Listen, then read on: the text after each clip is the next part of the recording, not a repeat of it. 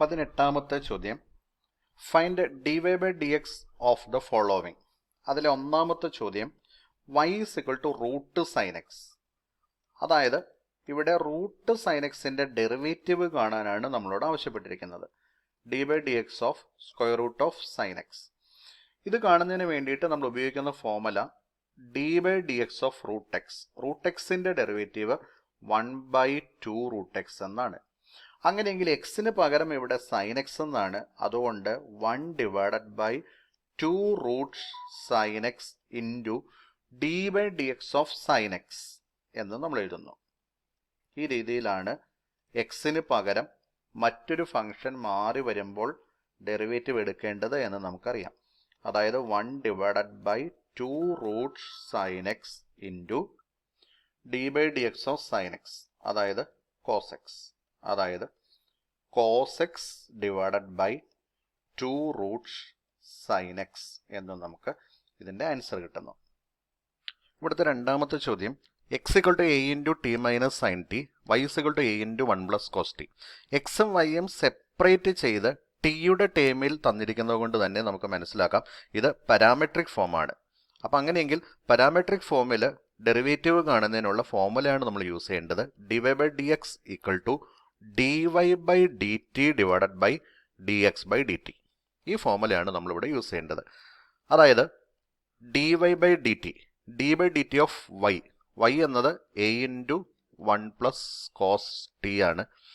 താഴെ D X by D T, അതായത് D by D T of X ആണ്. X എന്ന് പറയുന്നത് A into T minus sine T ആണ്. ഈക്വൽ ടു ന്യൂമറേറ്ററിലും ഡിനോമിനേറ്ററിലും എ കോമൺ ആണ്, എ പുറത്തേക്ക് എടുക്കാം. A into D by D T of ന്യൂമറേറ്ററിൽ 1 പ്ലസ് കോസ് ടി എന്ന് വരും.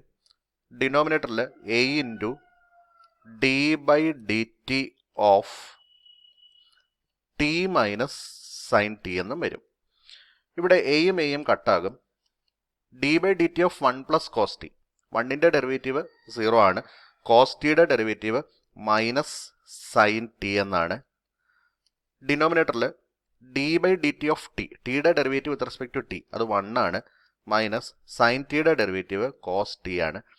അങ്ങനെയെങ്കിൽ നമ്മുടെ answer 0 plus minus sine T, അതായത് minus sine T divided by 1 minus cos T. ഇതാണ് നമ്മുടെ ഫൈനൽ ആൻസർ. മൂന്നാമത്തെ ചോദ്യം y is equal to x raised to x.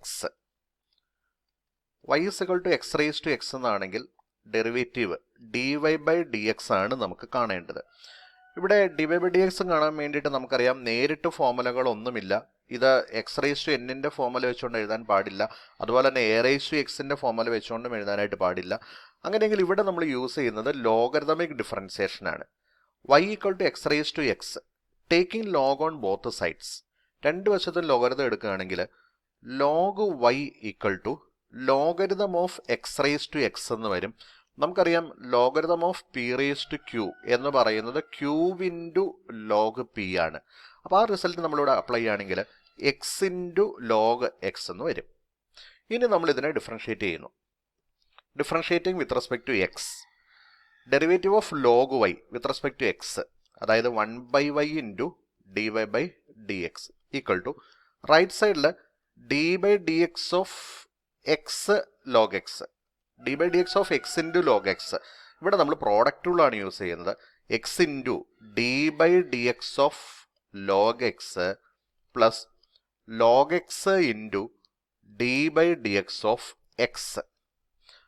അങ്ങനെയാണെങ്കിൽ അടുത്ത step x into D by D X of log x, derivative of log x 1/x plus log X into derivative of x 1.